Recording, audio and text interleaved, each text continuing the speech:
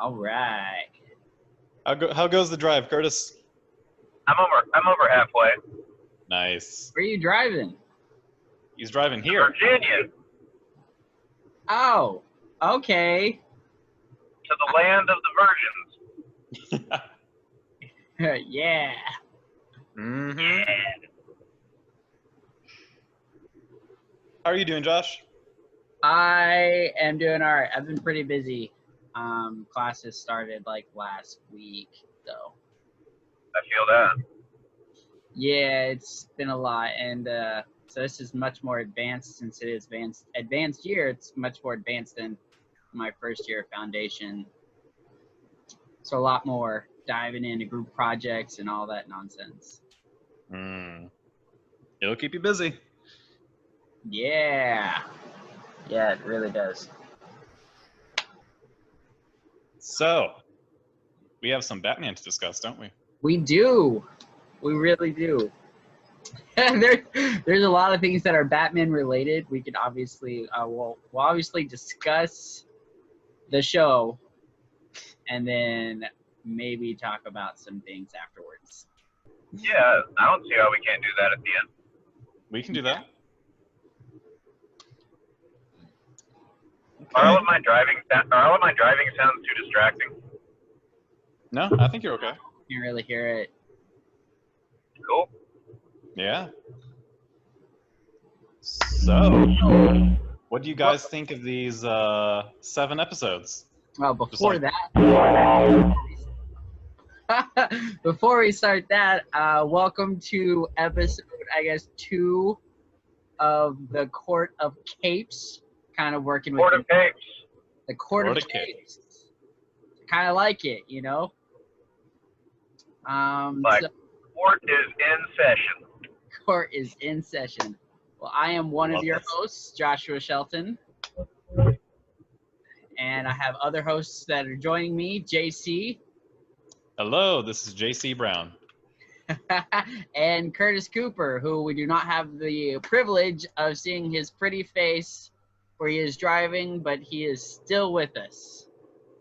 Hello, gorgeous listeners. Sad day, we will not have Anthony, who joining us today. He has a lot of stuff going on, and thoughts towards him. Hope he can, get done what he's done, and that he's not, going crazy. Indeed, he's a busy individual. Yes. He's deep in the bat cave right now. Okay. Learning lots. All right. So yeah, JC, man. Lift off, man. Start us going. Okay. So, last time we met, we watched 6 episodes. Correct. It was the introduction to the Batman. We got introduced to who Bruce Wayne is, what he's doing, as if we all didn't already know. Yeah. So we got a feeling for the tone of the show and all that good stuff. But now we've got into the second half of season 1, episodes 7 through 13, the season finale. Mm-hmm. So what were your overall impressions of these episodes compared to the first ones? All right. Well, my impressions were that I think, obviously, my favorite arc of the entire season was here with the Clayface stuff. Oh yeah. I did think that overall the quality was probably a little lower for me, just because I thought there were a lot more dead episodes in between. There might have been a little filler. Yeah, like I just felt like either the first like 3 or 4 episodes just felt super dry to me. Yeah. But as we'll get to, the Clayface stuff is definitely the highlight of the show so far. Oh yeah. Agreed. For the second half of the first season. Clayface. What do you think, Josh? Oh my goodness. Well, I kind of agree with you. They're throwing Penguin in like a lot, and I'm not really Too much Penguin. Way too much Penguin. I'm not really digging it. Like, I never saw Penguin as a constant villain for Batman, like all the time, just being a nuisance to him. I never really saw it like that. Like, every so often Penguin shows up, but he's like showing up all the time. And he's the one they changed the least in terms of like his origin story and how interesting he is. Oh yeah, he became way less interesting from this show, in my opinion. Well, that's fair, I guess. Penguin's definitely not the most interesting character, but yeah, I get that. What did you think, JC? I think for me, I really enjoyed this episode set for the most part, but yeah, there were certainly, especially in the first couple episodes, some real interesting ones where we didn't get as much going on. Especially episode 8, but we'll get to that. Oh, all right. Oh man. I did tell you about that episode, didn't I, Curtis? Yeah, you did. You warned me. I warned you. So yeah, I recognize that not all of them are great, but some of them are pretty fun, and we got a lot of That's Joker. Okay. It honestly makes for better podcasting to not have every episode be perfect. True. This is true. Oh no, that's my alarm. Not every show is perfect, that's for sure. Yep. Well, do we want to start jumping right in? Yeah, let's do it. All right. So, episode 7, the Firefly episode.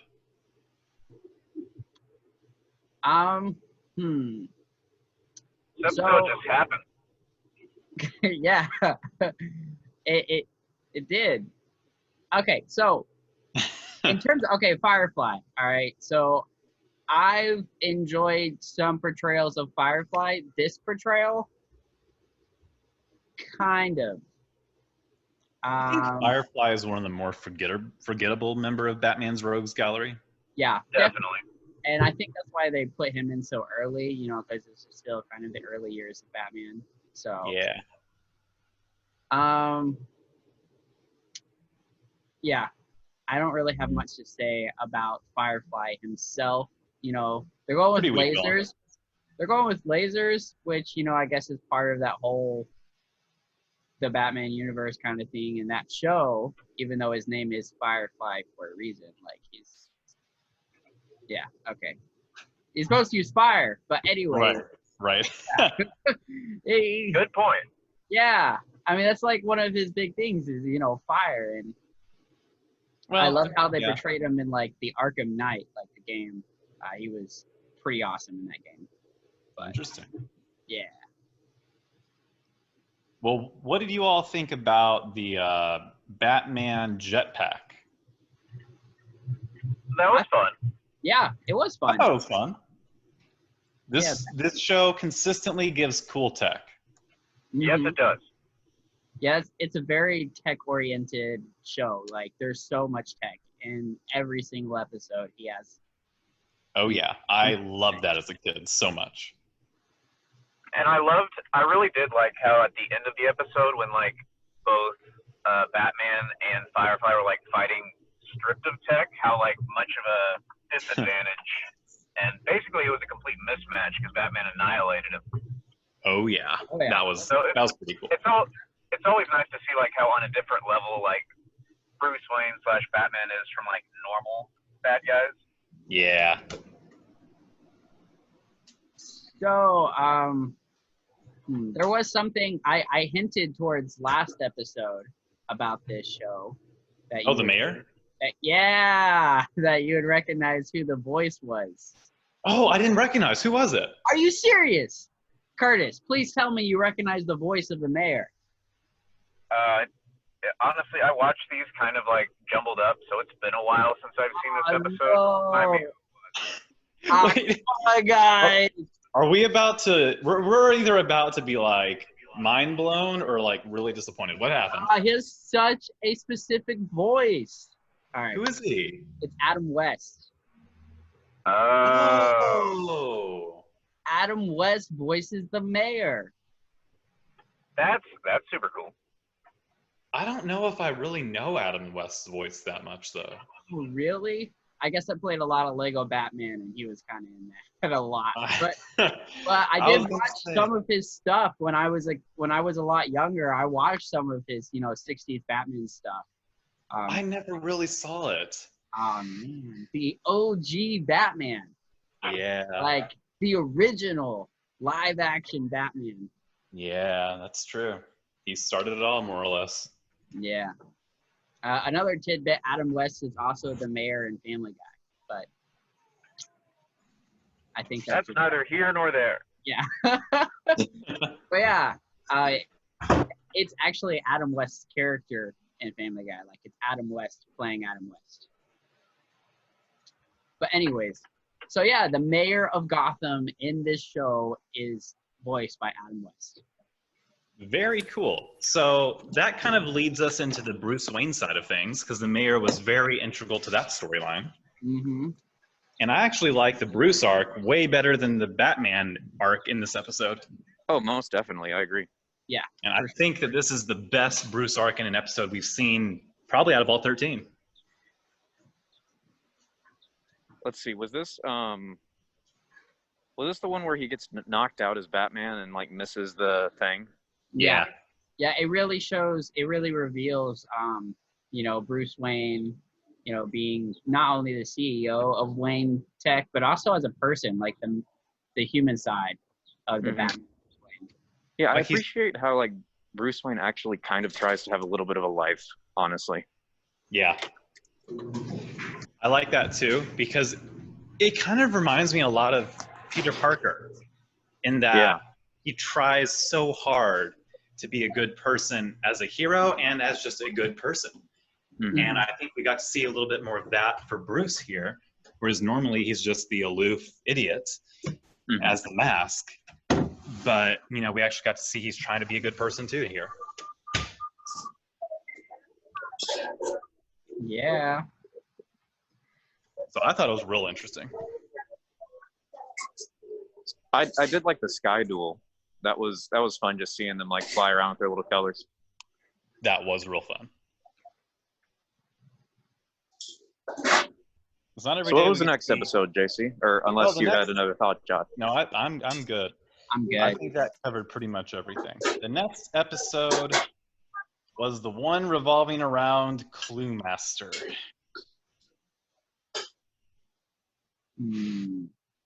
What a guy. Yeah, that I felt like that one was kind of a filler. Oh yeah, 100%. Yeah, it was. This might be my least favorite episode of the whole show. I would agree. Like Curtis, you're muted, by the way. I don't know if he's doing that on purpose. But yeah, I would agree. It's probably my least favorite episode of this series here. There wasn't really much to it. No, there really isn't.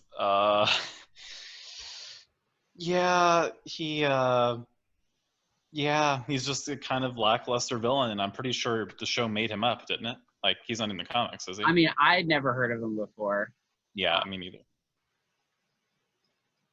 And all he wanted was just for people to kind of pay attention to him. That was kind of it. Yeah. Pretty wild that his mom was in on it too, or grandma. Yeah, that was definitely like the creepiest part of the episode that I kind of appreciated. I couldn't tell if she was complicit or she just was so aloof that she just had no idea. Or like some kind of like mental condition. Maybe. Yeah.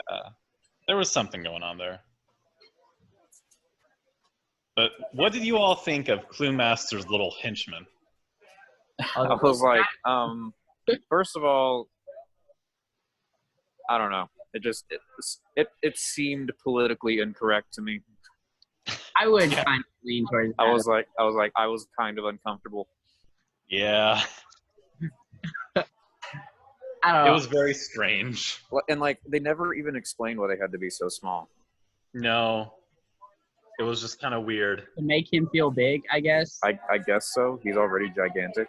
He is already gigantic. Yeah. Such a weird villain. Yeah, super weird. Not really much about that episode that I really like. Q&A. He never comes back, right, JC? Please, just tell me I don't think he does. I don't remember him coming back. If he does, I'm so sorry. but we can Oh, track thank this. goodness. If he comes back, we can all just, go cry in the corner together. It'll be fine. We'll get through it. Yeah, it'll be a group therapy session. Yeah. But, this episode did do something for us. We finally saw one bat in the Batcave. That's true, we did. Because I don't think we ever saw that in the first 6. That's a small detail, but at least there was something in this episode of value, I guess. Yeah, bats. And I will say that the closing shots of the episode with Bruce and Alfred playing chess, Oh, that was nice. that was a really nice moment. I just really like to see the relationship between Bruce and Alfred, because most shows don't really explore it that well. I think this show does it better than almost all of them, if not all. I do really like this Alfred. This is probably one of my favorite Alfreds. Oh yeah, same. JC, you need to watch a lot more of Batman the Animated Series, man. I'm sure I do. Do they have good Alfred arcs in there? Yes, Oh, good Alfred. they have great Alfred arcs in the end. Okay. I will get to it eventually. I mean, once you really get into it, like through season 1 and then you get into season 2 and stuff, like, oh my goodness, just the art, just the way they portray the character development, it's fantastic. Yeah, I got you. So, do we have any more thoughts about this episode? How did Cluemaster get an acid pit in his house? That didn't make any sense. Yeah, I don't know. I guess that was I realize this is a cartoon, but that's ridiculous. Yeah. I have questions about how people do things throughout the entire show. So honestly, I'm like, this is Suspension of disbelief and all that. Yeah, pretty much. I honestly have no idea with anything with Cluemaster anymore. And what was the food that he wanted? Like, what was that? What was the what? The prize was supposed to be like these sweet treats, but I had never heard of them ever. Oh yeah, they're not real. I have no idea what they were. I was like, are these supposed to be somewhat like cream-filled donuts or something like that? That's just kind of the first thing that came to mind, was like something like a donut or whatever. I don't know. No idea at all. They were just something that doesn't exist in reality. Yeah. So yeah, definitely a filler episode. Not really a fan. Could have done without it. Yeah. Okay, well, on hopefully a brighter side of things, the next episode gave us, what's his name? The ventriloquist guy? Yeah. Yeah, the ventriloquist. Is that just his name, the ventriloquist? Yeah. Well, Yeah. yeah. But he goes by Scarface. Well, that's the dummy. Yeah, the dummy goes by Scarface. Who's the one who calls the ventriloquist the dummy. Yeah. I kind of liked it. I mean, obviously, I've seen the episodes a few times within the past 2 months. I like this episode. Oh yeah, I think this. Yeah, it was good. I really liked it. It was really, it was fun. You were always wondering whether or not he was actually speaking for the puppet or if the puppet was real. Yeah. That was always a thing. Something that was going on in my mind, kind of just some fun. Some of the jokes were hilarious, and I love the relationship between the ventriloquist and Scarface. It was so interesting. Oh yeah, he relied on that dummy for so much. Yeah, absolutely. And so there was a moment where he was talking about he wanted to go to Texas or something. Yeah. Yeah. And there were 2 places that he brought up. And then Scarface was like, you can go there and I'll go here. And then the guy's like, haha. And then he talks to his henchman. And he's like, he'll never leave me. And I was like, oh my gosh. That was a great fantastic. I loved it. I thought that was hilarious. Yeah. I think Scarface is probably one of the best villains so far, besides Joker, and Oh yeah. Mr. Freeze, and he's up there with them. Yeah, he was Definitely. so much fun. Probably, yeah, other than those two, probably my favorite so far. Yeah. Like, I loved the visual gag of the final, like, form of Scarface, where, like, he's just holding the ventriloquist like the dummy. That's fun. Oh yeah, it's like you're the dummy now. Like the dominant side, it was like supposed to be a play on kind of like that whole dominant side is completely taken over kind of thing. Like, Yeah. I'm in charge. So Wait. what did you all think of Becky? The girl that Alfred set Bruce up with? Via Oh, online? yeah. Yeah. I forgot about that subplot. Yeah. Man, that was interesting. Bruce basically turned down his true love in this episode. He He could have been. the Batman over a woman. I thought it was hilarious that Alfred was setting him up or like looking on dating sites using the Batwave. Like, Yeah. it's like all of a sudden the dating website comes up on the Batwave. And I was like, what? It's like, what? Alfred's like, I wonder how that got there. Like, Okay, so is our headcanon that Alfred was actually searching for a girl and he just did the 100%. Yeah. 100%. Alfred's a little thirsty. oh, right. Okay. So Alfred's searching one for himself. And then he's like, He just covered with quick thinking. all right. He's like, I'm all alone in this bat cave all the time. That's amazing. Did you all ever think for a second that Alfred would be like, "Hey Becky, I'm Bruce. Let's go on this date." Oh my gosh. Oh, that would have been so good. Oh, I thought that was gonna happen for half a second, and it didn't, and I was like, "Oh man, that would have been great." something similar happened. Okay, in Batman the Animated Series, but Really? it was kind of similar, but it's a different thing. But yeah, I thought that would have been interesting if he did. He's like, I'm Bruce Wayne, and then like Becky seemed like a nice person. Do you think she would have been like, all right, let's see where this thing goes? Yeah. The subplot that we never got. Freaking Bruce. Oh, it was interesting though. That kind of like took you on a turn whenever she's like, let me guess, he's married, and then Alfred's like, yes, and you're like, what? And then Alfred's like, to his work, and you're like, oh, okay. Yeah. It's like, don't be dragging Bruce's good name through the mud. Yeah. Though I think did they use a fake name though? Because No, I think they just use his first name. oh yeah, that's right. Okay. Because Yeah. because they didn't want to like So he's make a billionaire. him, yeah, the billionaire playboy kind of thing, or just the billionaire. I don't really know if he has too much of a playboy persona in this show as much as some others try to make it out to be. Right. I don't think he's really developed that. Yeah, they've name dropped that he's a playboy a couple times, but like we haven't really seen any. Yeah, we haven't really seen Bruce the playboy. Yeah. I think the only time was like at the basketball game. He had his arm around two girls. Yeah, that was like the first episode, wasn't it? I think so. Yeah, that was that's what I was thinking of as well. That's the only time we've seen Bruce the playboy persona kind of thing. Yeah. But it's interesting because I think, we had an episode, I think it was the Mr. Freeze episode, where he was really doubting his self as the Batman last time. Oh, true. Yeah. And then this one, we kind of got this episode where he's already, kind of doubting again, but at the end of the episode, he chooses the Batman as his dominant personality, more or less.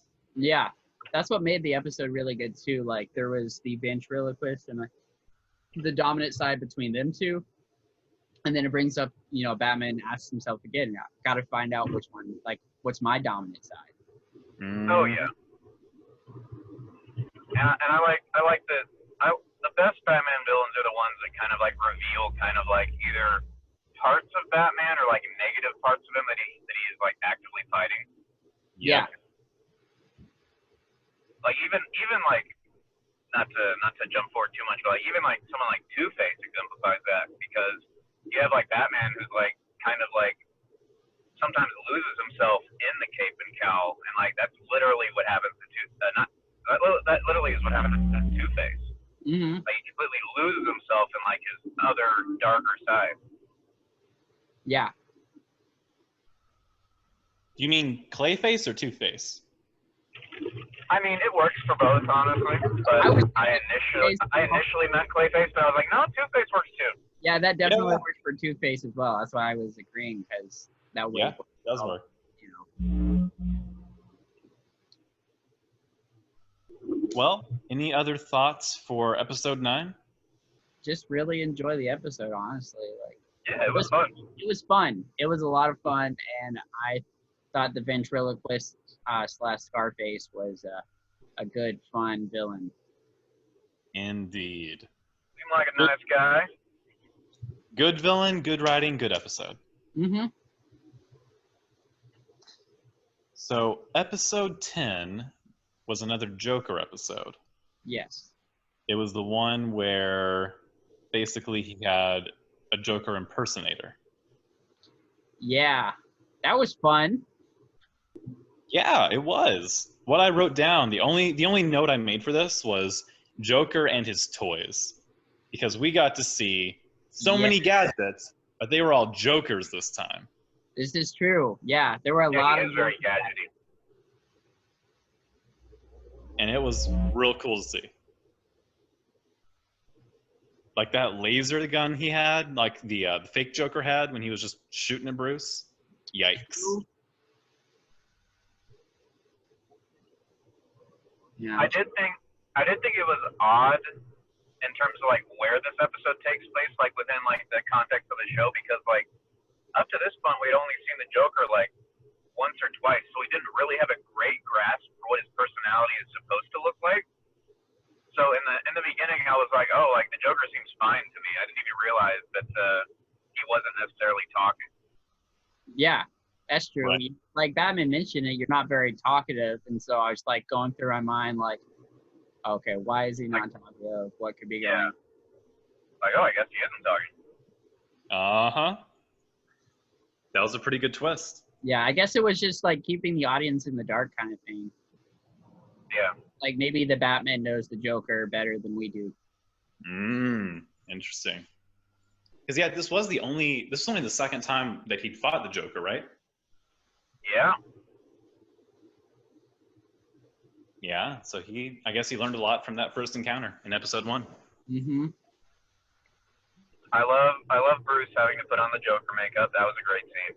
Oh yeah, that was wild. Absolutely wild. Uh-huh. He pulled it off. I don't know how he got the teeth going on. Like, how did he do that? Just Maybe it smile. was in his utility belt. Yes. One of those suspend your disbelief moments, maybe. Yeah, basically. Now, I'm trying to remember. What was the final threat for this episode? Well, The then final what? a ton of What people. was like... Was this... Wait, well, this was the episode where he was putting people in cards, wasn't it? This is where he was turning people into cards. And I like the completely final forgot event, he like had tons of people in like an auditorium. Yeah. And he was gonna turn them all into cards. And then Joker gets turned into a card. Yes. At the very end, Joker gets turned into a card. I didn't really understand the concept of turning people into cards. Like, Yeah, I had no idea how that actually worked. yeah. Yeah, that one really, I was just like, what? And so like they couldn't move except their eyes. But like the way they would talk about it is like people could get cut out of the card. So you have to cut them out. Because like Batman mentions that he's gonna like chip somebody out at some point. Yeah. Yeah. I was like, What kind of material is this? yeah, for real. And then it's like we see a guy sinking in the ocean. Like his face is exposed, but like no water's going in his mouth or anything. So like it's covered somehow. Yeah. I don't even know. It's just strange. That was real. That was really strange. Moments where he's got to be like, this is the comic hero show. All right, you know. Yeah. But Yeah, as always, the Joker's fun. Seeing actual Joker fights, and the way that he actually kind of tricked Batman, like Batman knew that this wasn't the Joker, but Joker had an underlying plan the whole time. You know, getting Yeah. into Arkham Asylum, and then him getting out. Yep. Yeah, you basically read Batman like a book for like the first half of the episode. Basically, yeah, It shows just how intelligent and cunning and manipulative Joker really is. for sure. I thought it was a solid episode, but not as memorable as like the last one or the first Joker episode, in my opinion. No, the first Joker Yeah, episode, I'd agree with that. a lot of the first Joker episode was definitely really fun, really good. I mean, it was the intro to Joker, so I guess you're gonna be, intrigued even more at the moment. But yeah, more of the Joker. Mm-hmm. Well, any other thoughts with that one? Nope, not really. Now, It was pretty straightforward. yeah. Well, ready to dive back into more Penguin? So Bird of Prey. Yep. The So- reference was so much better than the actual episode. Yeah, it was. Yeah, but we got to see, all right, so this was like a somewhat fight, right, between more of the Alfred Penguin kind of fight going on, right?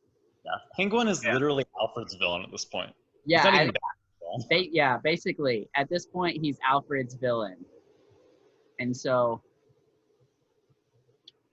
I don't know. I guess one thing I did find interesting about it is they kind of somewhat relieved that Bruce Wayne could possibly be Batman at the very end of the episode.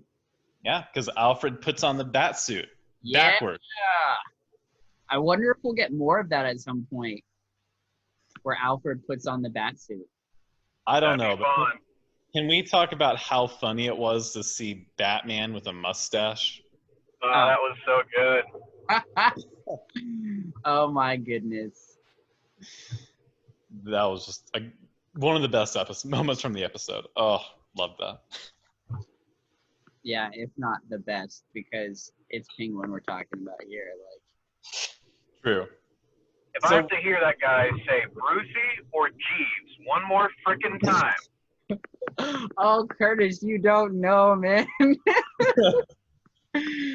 Oh, there's more. Oh yeah, great. there's a lot more Penguin down the road. We need to chart out how many times this dumb villain appears in this show. All right, so If it's more than Joker, I'm going to be mad. there is one episode where Penguin shows up, but it's not a Penguin emphasized episode. That's really, really good. Oh, good. I'm fine with that. Yeah. So I thought it was interesting that they actually finally revealed Bruce's age in this episode. 26. Yeah. So that he's- is just so that means 2 he's years older than you all. true.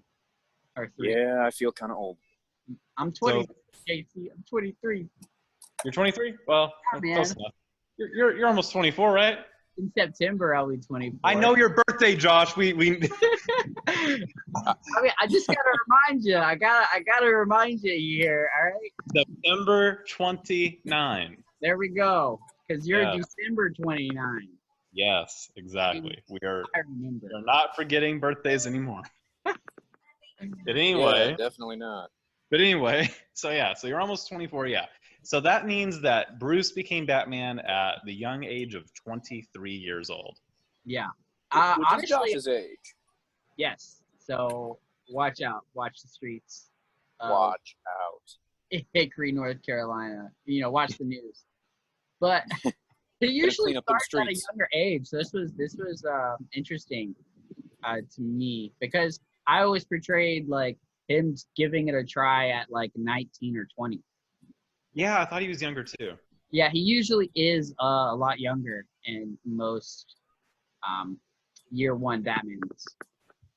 but I really can't see Batman being a teenager. Don't watch Gotham. Oh goodness, that show. There's so much in that show. Oh I man, tried so hard to watch that show. I watched season 1. I watched all of it. Yeah, I watched the first half of season 1. I watched all of it. The whole show? Yes, the whole show. I watched it all. Was it worth it? I quit multiple times. That sounds No, it wasn't worth masochistic. it. Okay, there were just some great moments. Just okay. Obviously, this is not comic book factual or anything like that. But the whole Joker thing. Well, I guess he wasn't the Joker, but he kind of was the Joker. That scene. Offshoot Joker. Yeah, basically, that scene was absolutely amazing. Like, oh my goodness! Like, if you've ever just looked on YouTube, like the Joker intro or whatever in Gotham, or just watch that whole episode. Yeah, I might have to look that up. It's, Oh, the finale, you mean? no, it wasn't a finale. It was the kid Jerome becoming the Joker-ish. Oh, yeah. It was after Jerome was introduced, right? Because I remember when he was introduced. But Yeah, well, he was introduced in that episode. This happens in the same episode near the end of the episode, where he revealed stuff about what happened. Was it where he's talking about his mom? Yeah. Oh, that's a Oh, great yeah. scene. Oh, it's That's such right. a good scene. Oh my goodness. Like, that guy just really pulled off that whole portrayal. He goes from like innocent kid to like dark, humored, just, I don't know, killer-ish. Oh man. Yeah. Anyways, yeah, I did watch the entire show. I put myself through that because I like Batman. Props to you, Josh. Props to you. So, I guess getting back to the Batman, Yeah, the Batman, the show. I thought it was interesting that the reporter, the random camera guy, I think it was the one who said, "It's a pretty dark night, isn't it?" Yeah, and then she's like, "Hey, I like that," and then like, Yeah. And becomes- then the next episode, we hear them call him the Dark Knight. yeah, that was really interesting. That the media they were portraying him, or just like they created that name for him, kind of thing. Yeah. I liked it. I did like that scene. I smiled when that happened. I was like, "Yeah, he's the Dark Knight. Alfred's the Dark Knight." Because that's when Alfred's Batman. So at that moment, Alfred is the Dark Knight. Uh-huh. And it's pretty cool how he used the car to kind of, Oh yeah, I'm always a sucker for them calling him the Dark Knight because that's literally the coolest name of all time. It's so cool. Yes. Thank you. But yeah, I guess those are some highlights from that episode, the Birds of Prey, the Bird of Prey, because obviously Oswald Cobblepot is not usually a highlight. Rough. Well, What was anything even else? the last fight of this episode? It was in Wayne Manor, Was it just like him whacking Batman with his umbrella again? kind of. Alfred was like tied to the chair for the most part. Oh yeah. Then the Kabuki twins showed up again, I think. Yeah. But yeah, that's pretty much it, I think. Do we have anything else?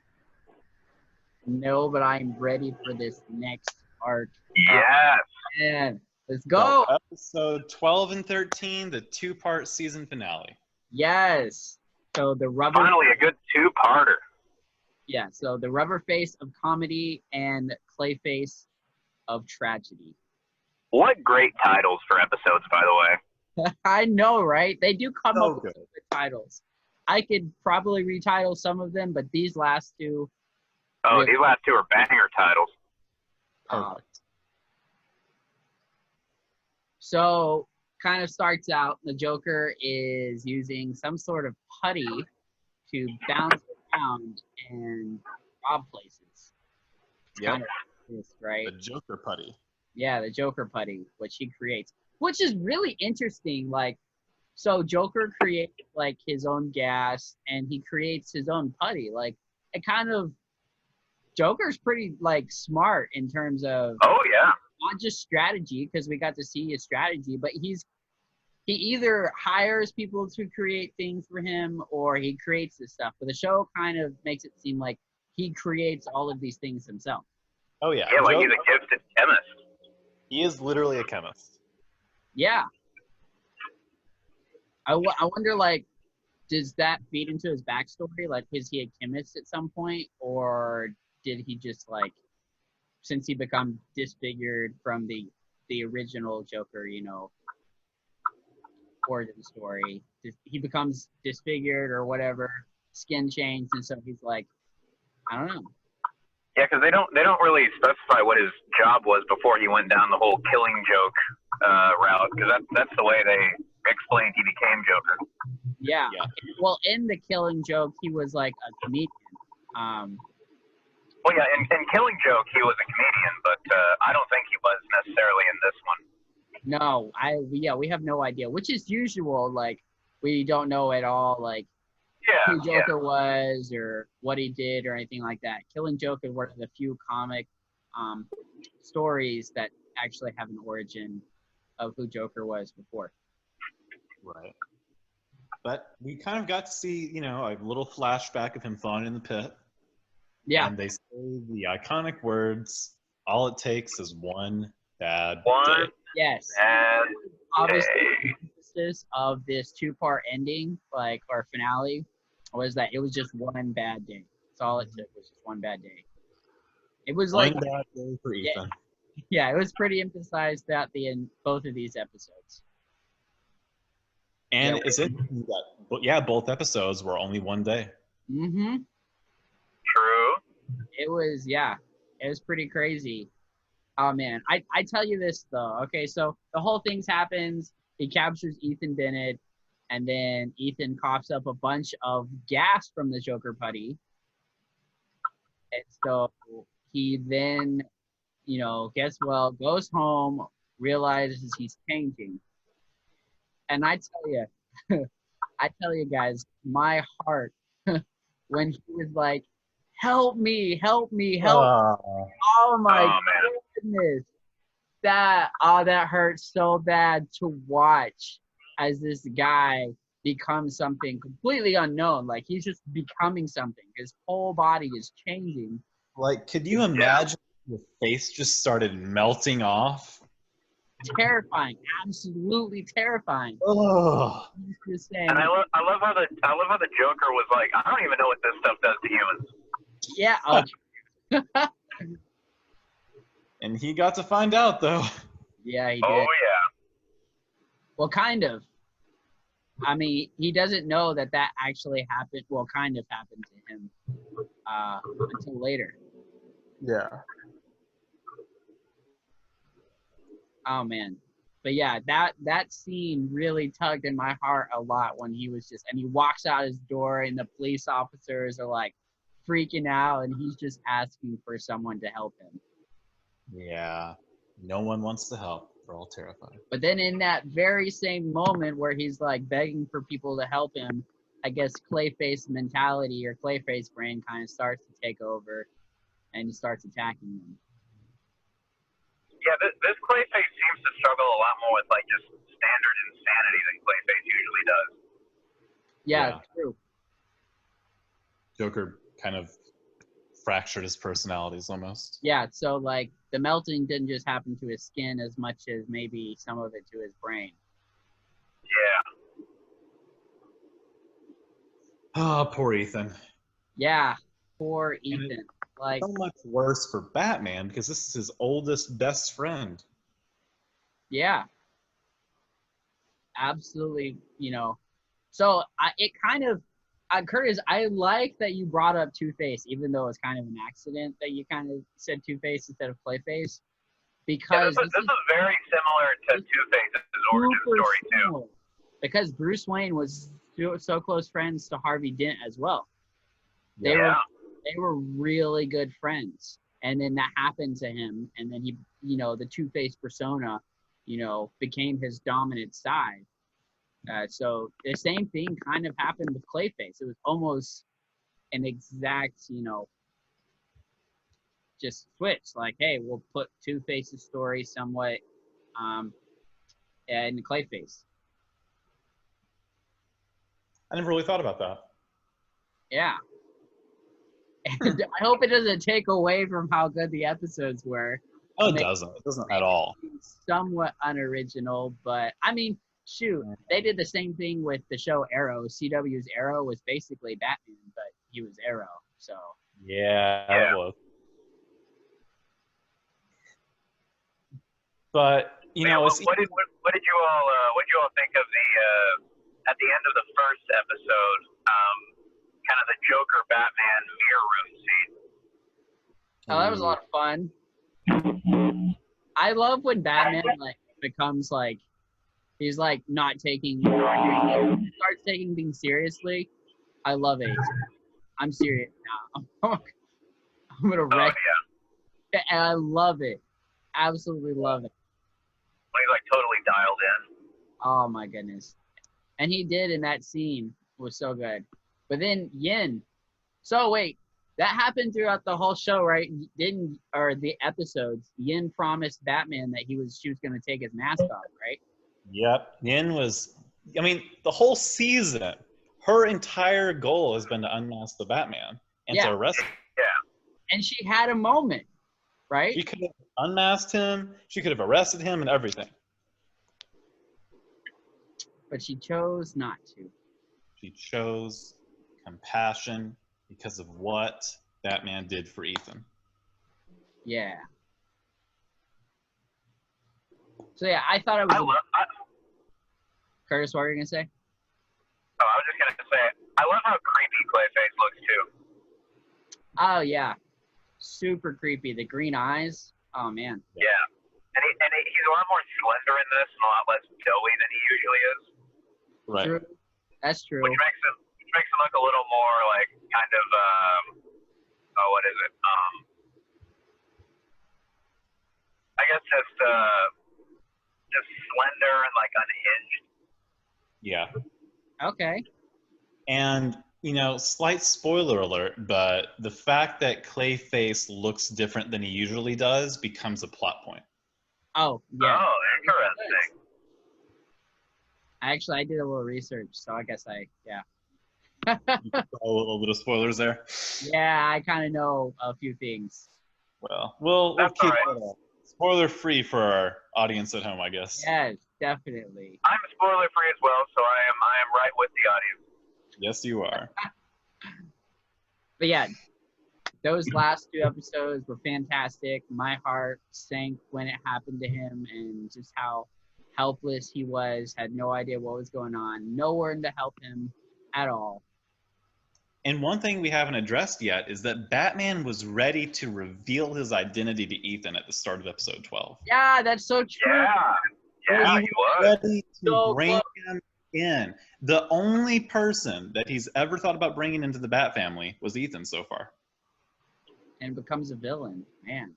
And he becomes a villain in the same episode. Maybe all because Bruce hesitated in the diner.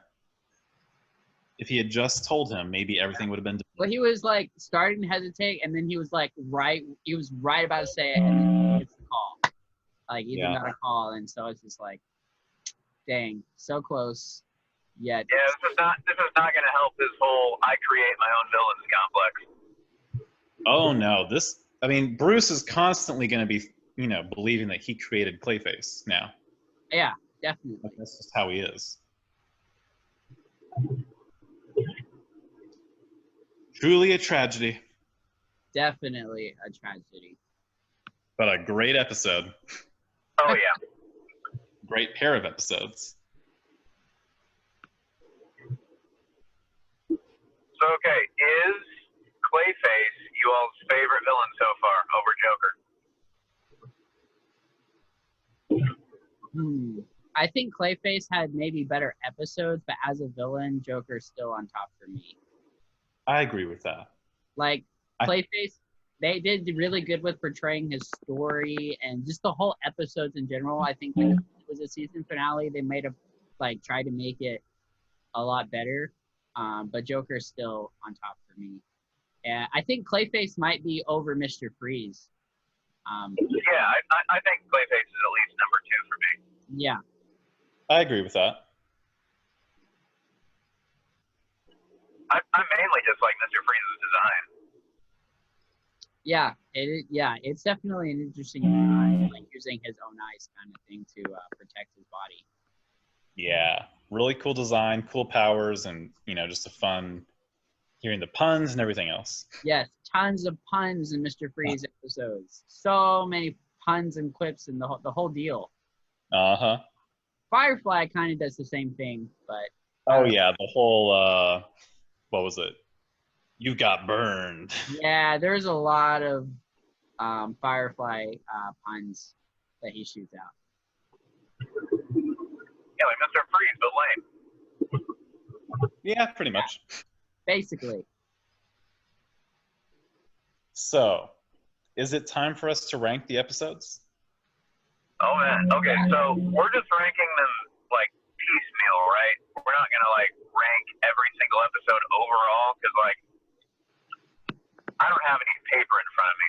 No, that would doing all 65 would be way maybe too. like later in the show we can like give our top 5 episodes that we've ever seen kind of thing. Yeah, like top 5, top 10, something like that. That'd be cool. Yeah, later in the show. That would be fantastic. And then we could like rank the seasons. Yeah. Yeah, true. I think that's a good idea. I think we should just rank these 7. All right, JC, what are your rankings? Okay. My rankings are, I think I'm going to count episode 12 and 13 as one episode. Is that fair if we do that? Yeah, that's fine. Because it's one villain, one story. If you saw some delineating factor between the two, I don't see a problem with that. Yeah. So then there would be 6 slots, just like last week. So obviously episode 12 and 13 is number 1. Yep. I would say that Scarface episode 9, number 2. Then episode 11. No, not episode 11. Episode 10 with the Joker. With the Joker. Okay. Then I'll go to episode your last 11. What's that? I'm actually interested in what your least favorite, like which one you put as your last 2. Oh I know what your last 2 are, but which order? Right. So episode 7 with Firefly, and then of course the worst one is Cluemaster, episode 8. Oh, so you think that episode 11 was better than than the one with Firefly? Yeah, because with this one we at least get to see we get the Dark Knight officially revealed as a name, and we get to see a lot of Bruce, which I always like. And more we get Bruce's age, we get more Alfred in the bat suit. It had good moments. All right. Yeah. But that's what I think so far. What about you all? All right, I can go next. So I'm going to go from bottom to top. So my least favorite was Firefly episode. Interesting. That was probably the most forgettable for me. Like, there was obviously, like, I think that every single one of these episodes have had at least one good thing to latch onto. But by and large, like, Firefly, I just found completely uninteresting. Like, at least I can cringe at Penguin, but Firefly I won't remember in a week. Yeah. Then after that, the Penguin episode, Birds of Prey. I mean, when Penguin's not on screen, it's fine, but it only had like a few like shots that I thought were cool, like obviously Alfred and Batman. Then I'm gonna put the Game Master episode because at least I was able to laugh through that episode. Whereas the last 2 had a lot of dead time, in my opinion. Whereas at least this one, you're like, like Batman's just like fighting this weirdo. True.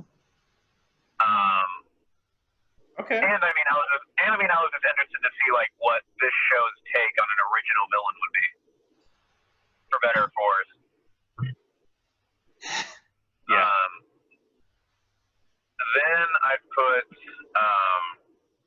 let's see. Then I put the Joker episode next. Not the best Joker episode, but definitely fun. Then I put the ventriloquist episode. And then, of course, I put the Clayface episode at the top because that's by far the best episode of the show so far. Oh, yeah. All right. Josh. Yeah. All right. Let me give it to you, boys. I think I'm gonna put the Firefly episode at the bottom as well. Interesting. Yeah, I mean, the cool thing was we got to see Adam West as the mayor, which I guess you guys didn't really pick up on, but I thought that was super cool. The original Batman. Another cool thing about it was we got to see more of the human aspect of Bruce Wayne as Bruce Wayne, CEO of Wayne Tech. Yeah. So that was cool, or Wayne Enterprise. So yeah, Firefly, and then I probably put Bird Prey next. We did get to see, Alfred as Batman, and we got to be introduced to the name, the Dark Knight, which is like Batman's probably one of his coolest names, our best name. Oh, yeah. Oh, yeah. The Dark Knight Returns is an amazing movie too. So I mean, just like. And then I put Q&A. Like I kind of agree with Curtis that Q&A was just kind of fun to watch. You were just kind of like laughing at everything. You're like, yeah, it was campy. Yeah, it was. You're like, this is so dumb, but I'm still laughing. Like, all right. So it was a game show kind of gist, which was fun. And then I'd probably put the Joker episode next. Topsy-turvy is what it's called. Got to see some Joker gadgets. Tricked Batman, read him like a book, as Curtis said. That was cool. Yep. And tricked us as an audience, kind of like led us into the whole Joker thing. And, I mean, honestly, I don't know. Carding people freaked me out. I was trying to think of like, what if this happened in real life? That's absolutely terrifying. Oh yeah, it's basically like sleep paralysis. Yeah, but you're still can see. Like they can look, like they can move their eyes, but that's all they could do. It was absolutely terrifying. Sometimes I go through these moments where I'm watching like a cartoon and I'm wondering like what that would be like in real life. Sometimes horrifying. Yeah, sometimes it's terrifying, like horrifying. And then I would put the big dummy Scarface and the ventriloquist as my number 2. I thought they were both fun, hilarious. The ventriloquist and Scarface's relationship was absolutely hilarious. Kept you as an audience member just like, is this character real? Because he moved his... Did he move his mouth as the giant robot? Yeah. Yeah. Yeah, he did. He was controlling that on the arm, though. Yeah. Yeah, like a control switch there, I think. Yeah, I think he did too. But it was so interesting seeing how that played out, like giant robot. And the show loves to see or like put Batman in instances where it's not gonna look like he's gonna make it, and they did a pretty good one of that. Like, and number 1, the 2-parter, episode 12 and 13, Clayface, so much fun, absolutely heart-wrenching, gut-wrenching when it happened to him. But man, Ethan, so go ahead. R.I.P. man. As Ethan Bennett. So we can all agree on that the Ethan tragedy just made us feel so much more than anything else so far. Oh Yeah. Like, I watched it. This is interesting. The first time I watched it, I wasn't as moved, and then the second time I watched it, I was moved way more. Interesting. Yeah, I mean that is super interesting. But man, when I when I was sitting there, I mean, both times sitting there, but the second time I heard his cries, I'm just like, oh my goodness, man. Poor That- Ethan. We're just getting old and soft. Truly. Yeah, it made my heart all pieces. Bunch of pieces. All gummed up inside? Hey, all gummed up. All gummed up inside. Just wait until we do Adventure Time and review. Ooh. That's that'd be such that's such a long show. We just have to do one season a week. Oh, true. I guess they're 11 episodes. Oh man, or 11. 5 and 6 got about 100 episodes between the two of them now. All right. Worth it. Yeah.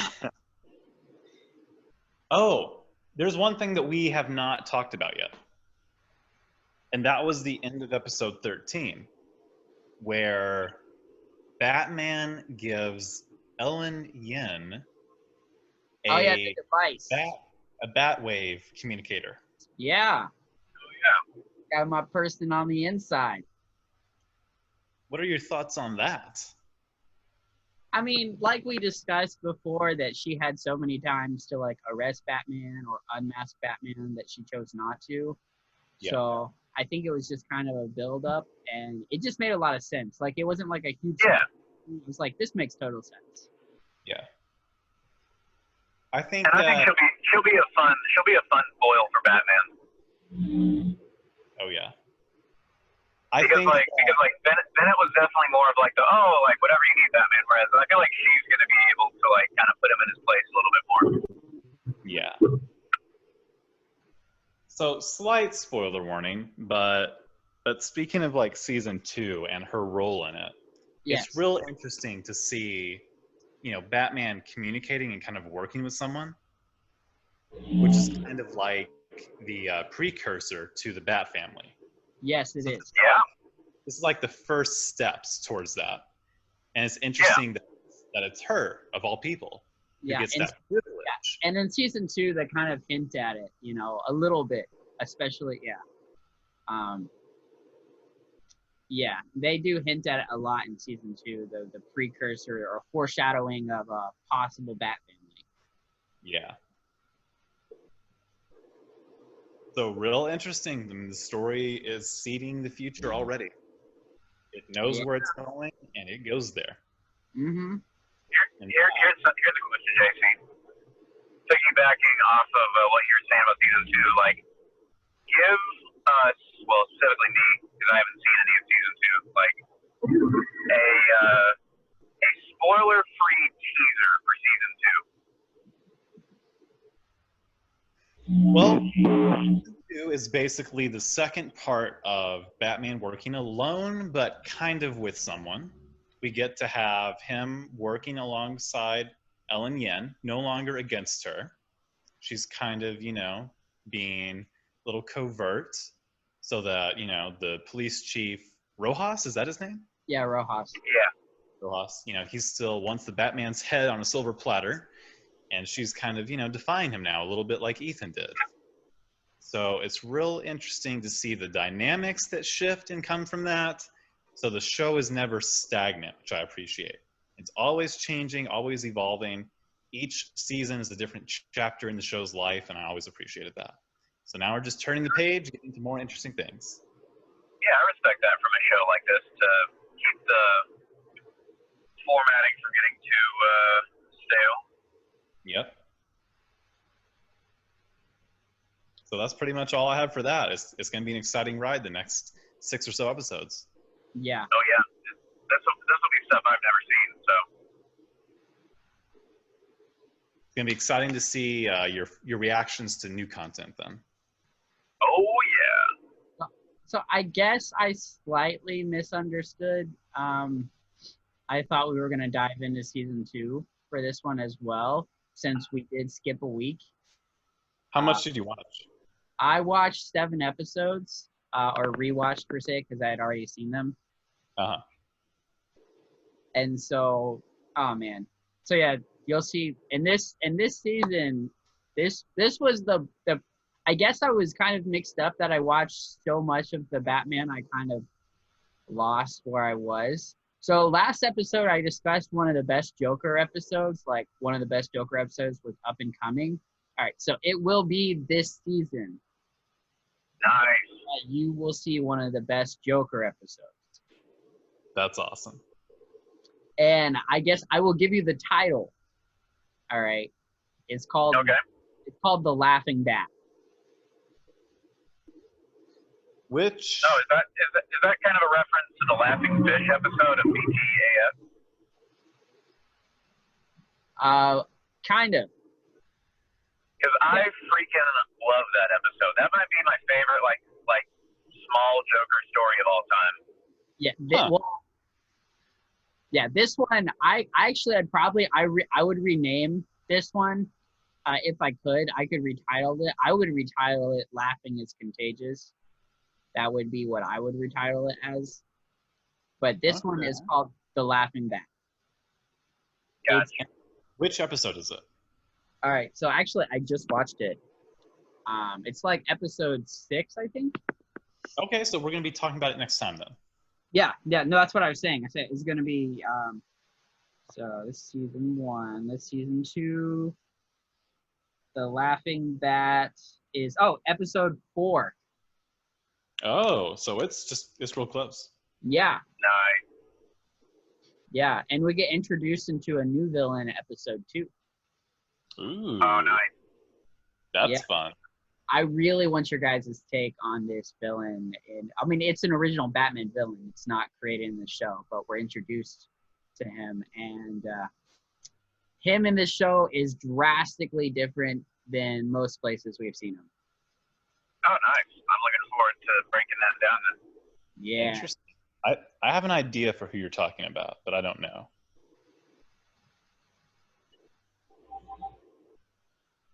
Yeah. So, in season 2, we're introduced to a kind of a police guy that we're a little used to. So. interesting. Yeah. All right. So as I said before at the beginning that we were going to talk about something a little bit aside from the Batman show. Are you guys ready for this? Are you Sure. Oh, I'm ready. All right. Oh my goodness. Okay, so within this week, right? Or maybe it was last week, we got the teaser trailer of the new movie Batman. The Batman. With Robert Pattinson as Batman. Batman already. All right, so this trailer, I tell you boys, I probably have not been as excited for something Batman related as I have when I watched this trailer. Are you talking about ever? Like, okay. I mean, when Nolan's trilogy came out, the Dark Knight trilogy came out, you know, I was like super excited. But I was also pretty young. I mean, the Batman Begins came out in 2008, right? So I was still pretty young. I loved Batman, but I enjoyed the movies a ton. Right. You just weren't old enough to necessarily like understand the hype of the trailers. Oh my goodness. Yeah, and that's true. There's just a lot of things that have built up. We've been, in my opinion, just let down from a lot of Batman stuff, Batman related stuff. I mean, Batman v Superman was kind of a letdown. I mean, the Justice League was a huge letdown. We're gonna get Zack Snyder's cut though at some point, and he seems to be a little dark side oriented, which I think is pretty cool. But anyway, so this trailer, so much was in this trailer, and I stand for it. I love this trailer so hyped. I didn't think Robert Pattinson would really be a, kind of a good Batman. You know, when you think of Christian Bale or, you know, the rugged Ben Affleck's kind of Batman look. But oh my goodness, year one Batman, Robert Pattinson was a perfect pick. Oh yeah, incredible. Like, I just thought, like, I guess I just kept thinking of like, you know, Ty Batman or whatever, or you know, Bale's Batman, you know, in the beginning as Batman. You know, he was so ripped, but Robert Pattinson, he's kind of scrawny. Yeah. His face, he And, was like, so young and so youthful, and that's like the Batman that I think of. You know, like the 19 or 20-year-old. Yeah. And like just thinking about like Batman Begins and like how the bat suit and even Batman Begins, like even when he first put it on was like very well formed and it was like super developed. Whereas Yeah. like this Batman has like a rawness and kind of like he haphazardly like put it together, just like the Batmobile. That like I love that. True. All right. Like he almost has like he has like a Daredevil like aspect to Oh him yeah, now. yeah, he has such a Daredevil aspect. That was a good. I thought of that too. I was like, my brother doesn't really like him that much, or like this trailer that much. He's like not hating it, but he's like not loving it like I am. And I think it's because of how much it resembles Daredevil. Huh. And my brother is like huge into Daredevil. That's like one of his guys. So I guess he just felt like it was a little Daredevil like. As I've told you guys before, I did not like the car. This trailer made the car look. It made the car look freaking awesome. Like, it made it look so cool. And I think they made some changes to the car from what we've seen before in the trailer. It looks a little bit more Batmobile, like classic Yeah, it did. Batmobile, like. Yeah, when we saw the other pictures, it made it look like a jet engine on the back of like a car. But this one made it look a little more, you know, Batman-like, which is why I had problems with the car when the photos were released in the first place. So, but Yeah. oh my goodness, I love this trailer. Interesting, Riddler. So we Riddler looks so compelling. yeah, he's like, and it's so I don't know, emo or dark. The whole thing is so dark. I'm like, this is so Gotham. This is awesome. Yeah. Like I saw this tweet that put it perfectly. Where like with Batfleck, it felt like it was just like Batman, but in order to make him edgy, they had him kill people in like certain scenes. Whereas like this Batman truly feels like he has more of a grit to him. So yeah, oh yes, definitely. My Yeah. goodness, it was I see. fantastic. And apparently, Cobblepot was in the trailer, but Yeah, I was wondering if that guy was Penguin or not. yeah, apparently he is Penguin. There are some people who are saying that it's actually not him, like, but they did tweet out afterwards that it was in fact him. Oh, well, there you go. So yeah, so definitely a different Colin Farrell role. He looks so different. He does not look like Colin Farrell. Yeah. Yeah. He does. He does not. Oh my goodness. So great. That was fantastic. Commissioner Gordon seems pretty cool. That whole fight going on in the cage, it looked like in a precinct. That was interesting. Yeah. Oh man. But yeah, and the whole Nirvana song playing on, that was such a good song to pick. It made it seem Perfect song choice. way more edgy. Oh my goodness. And they were and we got to see Robert Pattinson with the bat makeup, which we like never see. I was like, all right, yeah, that's real. That happened. And that makes so much sense too. Exactly, yes. So I'm trying to save the best for last in terms of this trailer. So there were so many good things about this trailer. The Riddler, he seems like an amazing, and this guy apparently has had great movies in the past. Was it Paul what? Paul Kane? No.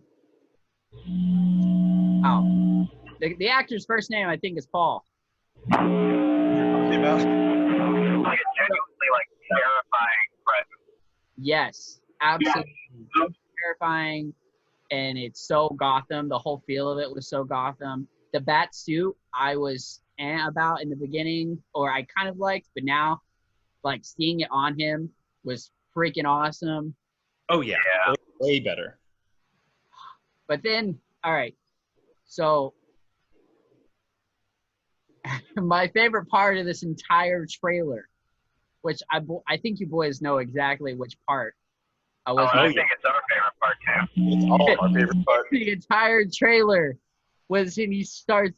They're like, "Who are you?" And he starts beating the crap out of this dude. And you think, all right, he's gonna give like 3 hits, and the guy's gonna be on the ground. And it's gonna be like whatever. Yeah. But no, he starts like beating this dude, and I was like, this is such a young Batman, like, just like stay down kind of thing, you know? Yeah. But then when he finally is finished beating this guy, he's like, I'm vengeance. And oh my gosh, tingles through my entire body. I had chills everywhere.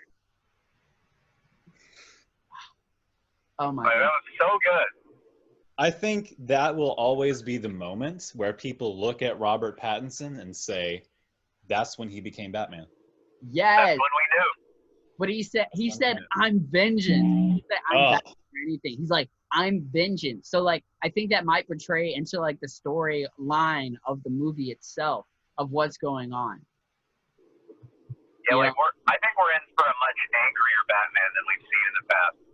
Yes, definitely. People are scared that he's going to be like emo Batman or emo Bruce Wayne. But, I mean, honestly, though, from what I got from the trailer so far, I'm loving, like, everything. Yeah, this isn't like a Snyder kind of edgy. This is a completely, like, different tone for Batman that I've never seen in live action before.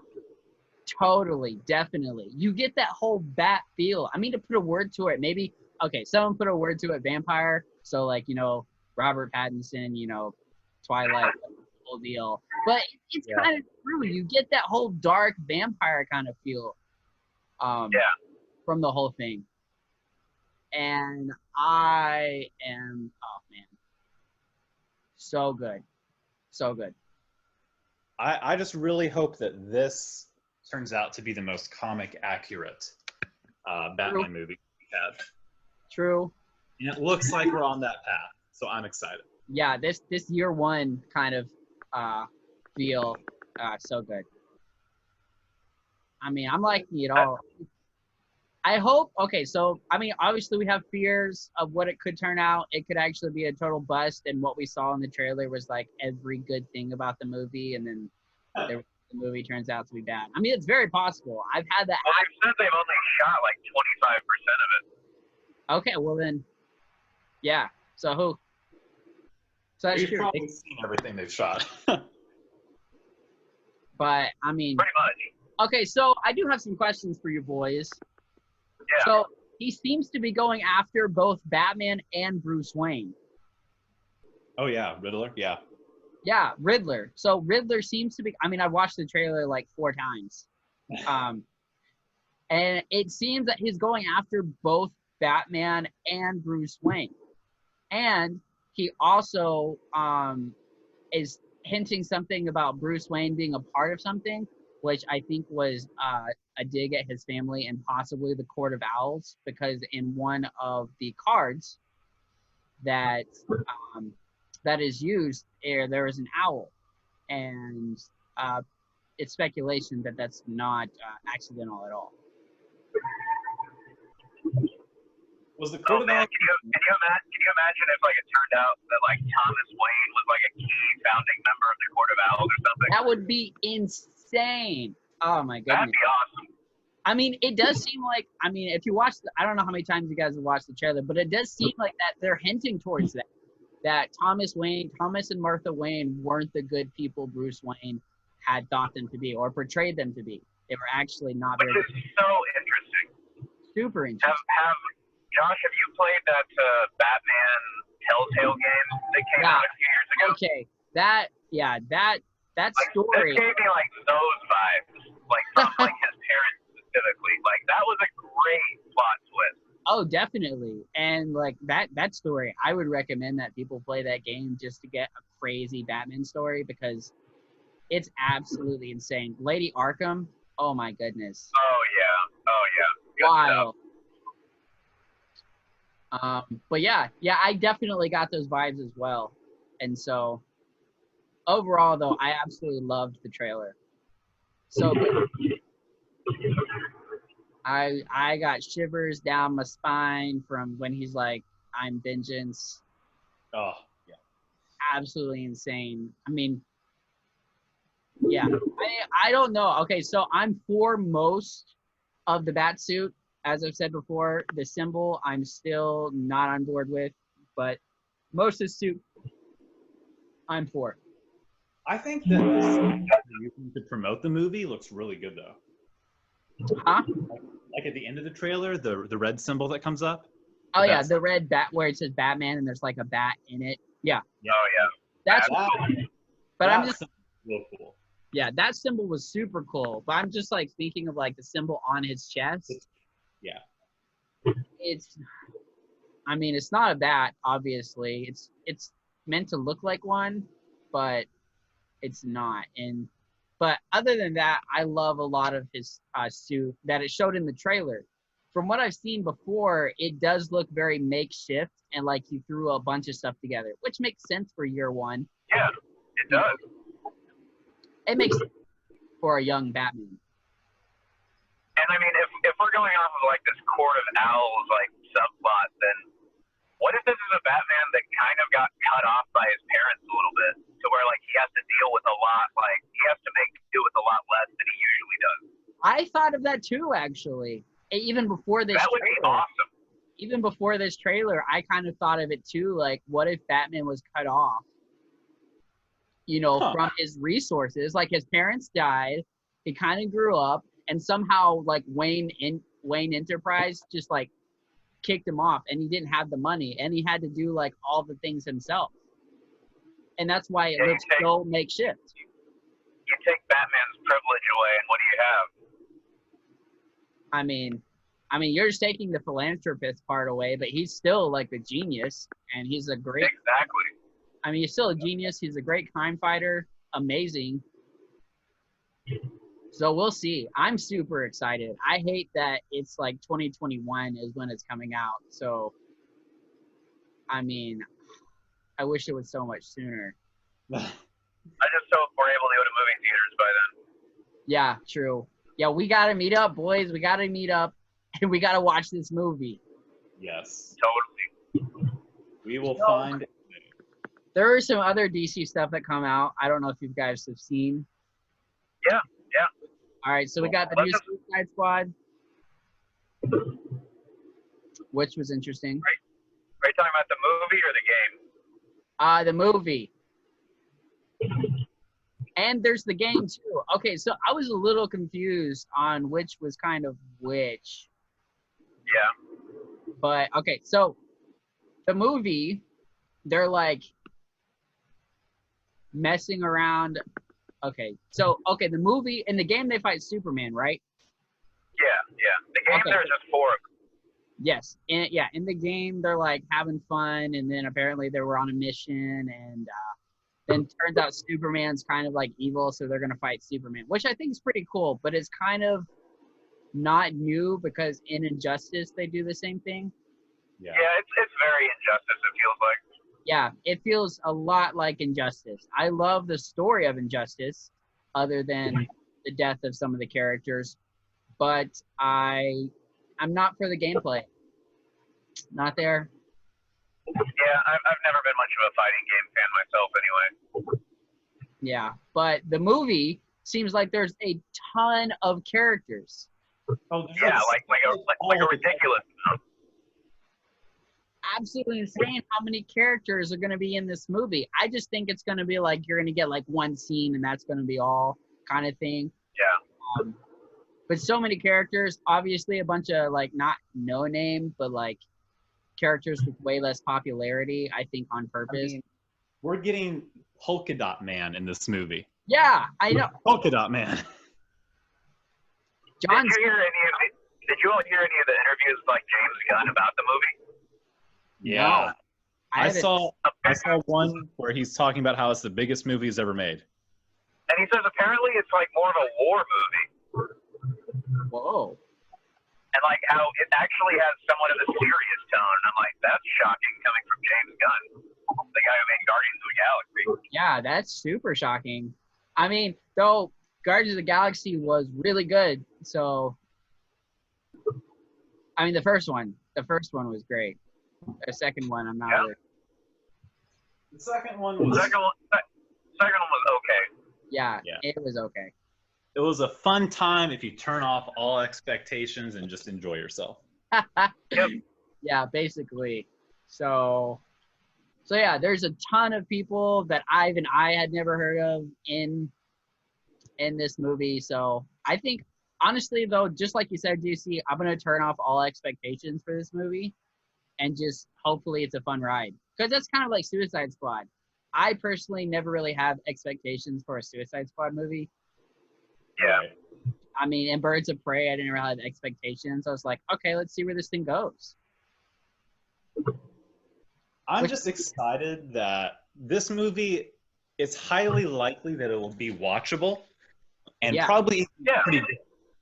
Like, it'll definitely be watchable because it's James Gunn. I've liked all his movies that I've seen so far, the Guardians ones at least, being the only ones that I've seen. But, you know, the first Suicide Squad movie, at least for me, wasn't even watchable. So I'm Yeah, it was excited. terrible. I'm excited to just, you know, see some of these characters and hopefully get to enjoy them for once. Yeah, I agree. The best, like, the only really good things about the first one were Harley and Will Smith as Deadshot, which was, I didn't know if he was going to do so good, but I actually really enjoyed Will Smith as Deadshot. Yeah, he wasn't bad. And they had the whole Batman cameo. It's just kind of cool. Oh, that's good. In the first one, they had a Batman cameo.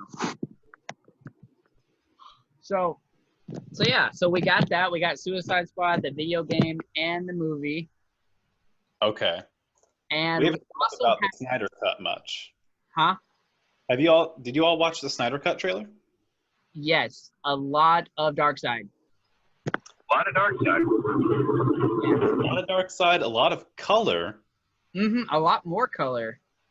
and a lot of scenes that we have never seen before, I which is think real exciting. we're gonna get some apocalypse cuts. Yeah. Yeah, I'm excited. I just watched Justice League Dark Apocalypse War. If you I guys, need to watch yes, you do need to watch that, and I tell you that is one of the darkest animated movies they've made. Yeah, I know all the spoilers. Huh? You know all the spoilers? Yeah. Oh, oh well, we'll keep our fan base. You know, they can go Yeah. watch it whenever. But yeah, it was. I liked it. I mean, I really liked it. That's good. I need to check that out. A huge, you know, crazy. Not really a spoiler here, but Batman becomes something wild. So You sure yeah, they does. really do some things with Batman in that one. And yeah, okay. You guys know how much I hate Damian Wayne. Oh, me too. Oh, same. But this movie might guide you to letting up on him a little bit. Just a little bit. Well, I've just decided I'm not watching the movie. Oh, come on, Jay-Z. No. No. But you know how much I hate Damian Wayne. Like, That's why I don't want to see it now. I want to No. hate him. but if you know I hate him too, and I'm still recommending the movie. And I'm content with still hating him with a passion. Oh, come on, JC. Just all right. I mean, you're not gonna love him, that's for sure. But you're gonna be a little less hard on him. Just Maybe obviously just watch the movie. I mean, it's John Constantine oriented, and his movies are always dark. I mean, Justice League Dark in the first place was pretty dark itself, and I love Justice League Dark. Like, that was so good. When Batman's like, boo to like death. Oh my goodness, that was so cool. Have you guys seen Justice League Dark? I have not. I have not. Oh my goodness. Well, Apocalypse War is the sequel to this movie.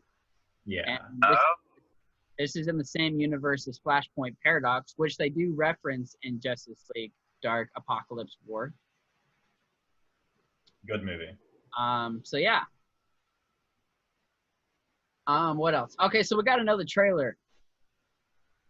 And I did not watch the whole trailer. I've only seen like bits and pieces of it. We got Wonder Woman.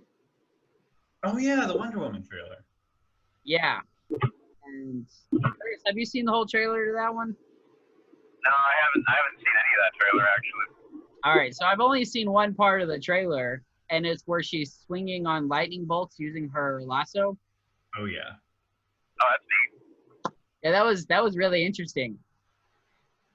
I didn't know what to think of it. I was like, I've never really seen her do this before, like ever. So That's the alternative to her having the power of flight, I guess. She can lasso lightning. There yeah. you go. So that happened. I'm probably gonna watch the trailer and tell you guys my thoughts at some point on what I really think about it. Watch the whole trailer. I mean, I enjoyed the first Wonder Woman movie. However, she was inconsistent in my opinion. Just like at some point she had like super speed, and at other times she ran normal. Like, Oh yeah. I did not like that. I mean, it was kind of a fun movie, good story, just some inconsistencies with her as a hero. But Cheetah, Yeah, and I bet I feel like that's a pretty consistent DC problem too, because like both like Wonder Woman and like Superman are like so OP that you're kind of like, we can't have them just like ripping people in half. yeah, that's true. So it's tough. I'm glad I don't have to write a Wonder Woman or a Superman movie. Yeah, that would be pretty frustrating. Yeah. But yeah, so Cheetah comes. Cheetah's the villain, somewhat. There's a villain, but Cheetah is in this movie, which Yeah, I is think- like a straight up normal like rival that we always see with Wonder Woman. So Yeah. I think the other villain is Maxwell Lord. okay. Oh yeah, because Pedro Pascal plays him. Yeah, the Mandalorian. What else did we get in DC? I think there's a new Superman movie that just came out, animated movie. Oh Yeah, yeah. I saw That I- animation looks different. It is much different. I almost get like 2D or anime vibes from it sometimes. Oh, Did you Yeah. watch it? I did watch it, and Was it let me good? tell you, I really liked it. My brother didn't like it, I think, because there wasn't as much action, but it really emphasizes Superman as an Earthling. Oh, I like that. Yeah, I like that too. Superman as an Earthling, not as this superhero like alien. Like at the end, like he knows he's an alien, and it actually starts out where they're watching him. He was a kid, and he's watching a movie with this other kid, and they still like people are like hating on aliens in the movie, and they're like super scary, but he like knows he's an alien, so he just like starts crying. Oh, So, but it's like this, instead of the usual thing where we get like this fight between him as like Clark Kent and him as Superman, more of the movie is him as this Earthling versus him as a Kryptonian. So, So, okay. Did it's you really- get any Smallville vibes from watching it? Smallville vibes? Okay. Yes. Like some Smallville vibes. Though you don't really get to like, this is quote unquote Superman year one. Right. So, So, he just so moved to Metropolis and becomes a reporter. Or not even a reporter, he's an intern. oh wow. Yeah. Okay. I definitely recommend the movie. You get to see some crazy people. You get to see Lobo. Oh yeah. Oh, wow. Yeah, Lobo shows up. And it's not your usual Lobo where he's like talking about himself in the third person. But it does have a bunch of weird sayings, which is, Lobo.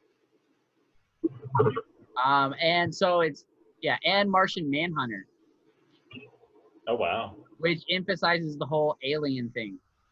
Yeah, you're making a pretty good pitch, Josh. I like this. It's a good movie. I really liked it. I'm gonna have to check this out. And so the main villain is, what is he called again? It's not Virus. He like absorbs power. The Parasite? Yes, Parasite. Oh yeah, he's a classic villain. Yeah, so he's the main villain. And Yeah, I know that. so yeah, it's a good movie. I like Justice League Dark Apocalypse War, and I also like this Superman movie. So I need to catch up on my DC animated movies. Yes. JC, what platform have you been watching this show on, The Batman? The Batman? Yeah. Wherever I can find it. Oh, so you haven't been using the DC Universe app? Heck no, not paying for that. All right. Well, yeah, I've been using it, and so yeah, you gotta watch these movies. They're pretty good. Did we get anything else DC related? Oh, okay. So there's been some DC news that has come out about the Flash. Batfleck. Yes. So Batfleck will be in this Flash movie as Batman, but it might be. What's up? We need closure with him. Yeah, I could see that. So they're kind of all over the place since this is live action. So they have the Batman going on, and then Batfleck will show up in this Flash movie. But I don't think it'll be Ezra Miller like usual because of what happened. I hope he gets recast. Oh, okay. Not even because of the scandal. I've never liked Ezra Miller, to be honest. Okay. Not as the Flash. Not as the Flash. Oh, okay. Okay. I thought you were saying Nothing against the person. Nothing against the person. He is just not Barry Allen. He is not Barry Allen. Yeah. Yeah, I thought he was pretty annoying in Justice League. He was incredibly annoying. I thought you were saying that you wanted him recasted as the Flash. And I was like, oh, okay. So you want someone else. Okay, yeah, we're on the same page. I want someone else. Nothing against the guy. I don't know anything about Ezra Miller. I know there's the whole scandal that happened or whatever. I mean, I don't know anything about that, but I've just never liked him as a character. Yeah, I don't think he really fits the whole Flash thing either. Not at all. Yeah, and Graham Gustin, obviously, I don't think will be the Flash either. So we shall see. But yes, Batfleck is the Flash. Or not the Flash. He's Batman in the Flash. And we might see others. We might see like even a Thomas Wayne Flash or Batman, and maybe some others. Well, they basically, from my understanding, confirmed that Thomas Wayne is not going to be in it because they're bringing Michael Keaton back. Oh, that's right. They are bringing Michael Keaton back. He's like filling that role, basically. Yeah. I mean, Flashpoint Paradox is like one of the most, or just that in general is one of the most interesting Flash stories ever. Yeah. So yeah. Have they explicitly confirmed that Michael Keaton is not playing Thomas Wayne? Yeah, they've confirmed that he's playing his movie Batman himself. He's playing the same character as he used to. Would have been more fun if he was playing Thomas Wayne. It would. Killer Bats. I love the Thomas Wayne outfit in Flashpoint Paradox. It's literally one of my favorite bat suits of all time. It's a real good one. So good.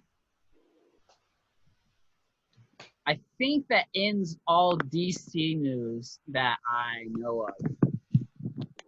Yeah, I can't think of anything else. But there is a little Marvel news that I think. Oh, yes. Marvel news.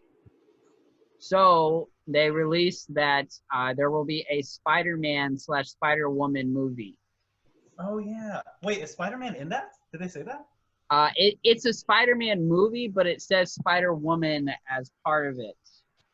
I thought it was just a Spider-Woman movie, like her origin story or something.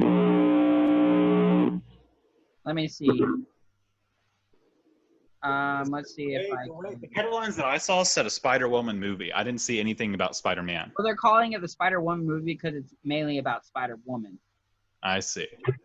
But if Tom Holland's in that, that's even better. Oh, that'll be fantastic. Directed by Olivia Wilde. Yes, which I've never really seen too much of her direction on the big screen. But they said that most of her creations have been pretty good. So Nice. Has she done any comic book stuff before? no, this will be her first. Interesting. So yeah, that will be interesting. I'm super excited, like super excited for this because, I mean, they might do Spider-Woman. They might make Gwen Stacy as a Spider-Woman or a character in it. So we don't know too much about it, but that would be really cool. Heck yeah. And they also released that they were going to do Kraven the Hunter. Yes. Oh my goodness. Some real Spider movie stuff, which, oh my goodness, it's going to be so great. I mean, Spider-Man is my favorite Marvel hero, so Likewise.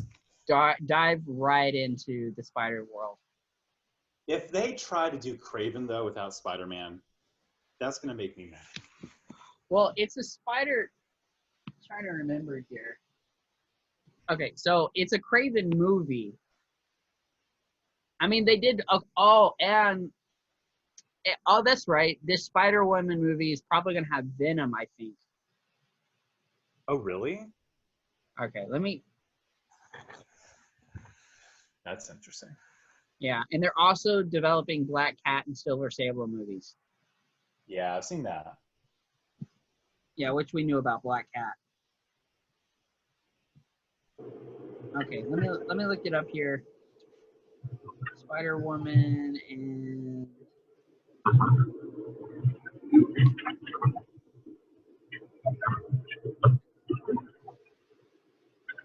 oh well, that's not what I want. Spider-Woman and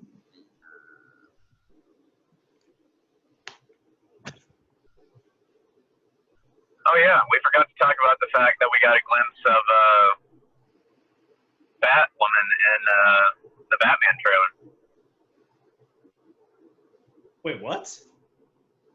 Yeah, did you not see her? Batwoman or Batgirl? No, not Batwoman. Catwoman. That's what I meant to say. Catwoman. Yeah. Oh, yeah. I was like super confused there. Yeah, we did. Yeah. Catwoman looks okay. I mean, I didn't really have anything noteworthy to say. She was cool, I guess. Yeah, I like the casting. Zoe Kravitz is great. Yeah, I mean, they didn't really emphasize her much in the trailer, so. Yeah. Like, I don't even think she spoke in the trailer, did she? It was just. No, it was just a shot. Yeah, her breaking into the safe, it looked like, or something. Yeah, something like that. So, yeah, she does show up. So, are the only three members of the Rogues Gallery Riddler, Penguin, and Catwoman? Or do we get? As far as I know. Yes, I think so. I mean, those guys with the face paint. I mean, at first glance, I thought they were Penguin goons, but I've also seen people connect them to like the Joker. Yeah, I thought they were Joker goons at first, but one of them had half their paint on their face, and then the other half did not have paint. So could be a Two-Face almost. There's a lot of villains in one movie. So they can just be anybody, basically. Oh, it's Paul Dano. That's who plays the Riddler. Maybe they're generic henchmen, like in Kim Possible, how there was like henchmen for hire. Oh, yeah, true. in the Harley Quinn show, they basically have that like henchman for hire kind of thing. Oh, Oh really? yeah. That's awesome.